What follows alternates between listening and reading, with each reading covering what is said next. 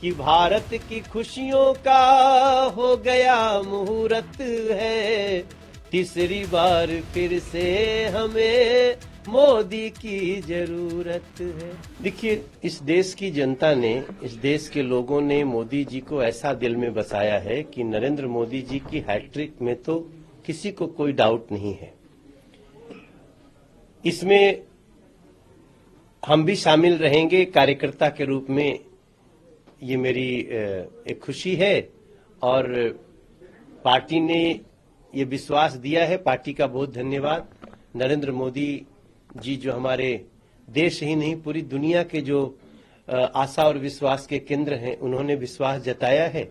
हम इस विश्वास पे खरा उतरने की कोशिश करेंगे। अब हमारा टारगेट दिल्ली की 7 सीटों को हम 2019 में 56% वोट से 56% वोट शेयर लेके जीते थे। इस बार हमें इस 56% वोट शेयर को बढ़ाना है और हमें पूरा विश्वास है कि दिल्ली की जनता ये आशीर्वाद देगी और हम लोग इसको बढ़ाने में सफल रहेंगे। क्योंकि विधानसभा में बीजेपी का जो रोल रहता है वो ज्यादा स्ट्रांग नहीं दिखाई देता, लेकिन लोकसभा चुनाव में मोदी सरकार के चेहरे पर, मोदी जी के चेहरे पर चुनाव लड़ा जाता है, तो उम्मीदें भी हैं कि दिल्ली की 7 सीटों पर, क्योंकि यहाँ पर अलायंस भी होते हुए नजर आ रहा है आप पार्टी कांग्रेस का, तो क्या टफ कंपटीशन रहेगा? एक्चुअली इस अलायंस ने दिल्ली की नजरें खोल दी हैं। दिल्ली के साथ पिछले 25 साल में इतना बड़ा धोखा किसी ने नहीं दिया जो कांग्रेस और आम आदमी पार्टी ने मिलकर दिया है। आज आप आम आदमी पार्टी के कार्यकर्ताओं से पूछिए, वो निराशा में घर बैठ गए हैं और सेम वही स्थिति कांग्रेस के कार्यकर्ताओं की है। कांग्रेस को, शीला दीक्षित जी को, सोनिया जी को जो गालियां अरविंद केजरीवाल जी ने दी हैं, वो गाली कांग्रेस को कोई और दिया होगा, सोचा भी होगा।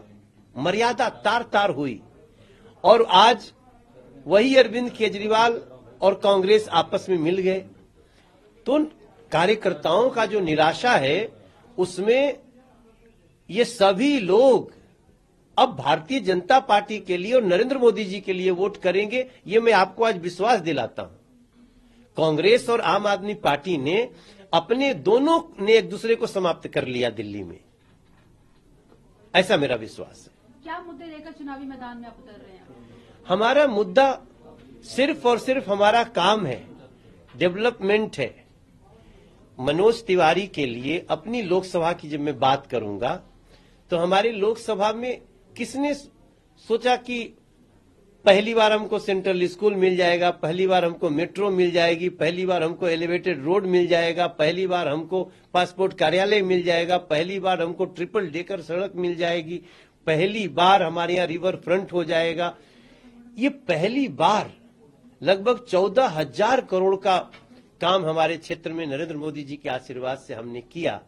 और वैसे ही दिल्ली के अलग अलग क्षेत्रों में 7 सीटों पे जिस प्रकार से दिल्ली को सुख मिला है, चाहे वो कनेक्टिविटी का हो, चाहे वो फिर उनकी केंद्र सरकार से जो भी योजनाएं आती हैं, और तब मिला जबकि दिल्ली में एक ऐसे व्यक्ति थे जो कुंडली मार के बैठे थे आम आदमी पार्टी की सरकार कि हम कोई काम होने नहीं देंगे। तो मुझे पूरा विश्वास है दिल्ली की जनता 2024 में जीत के सारे रिकॉर्ड, हमारे 7 सांसदों के लिए जीत के सारे रिकॉर्ड तोड़ेगी।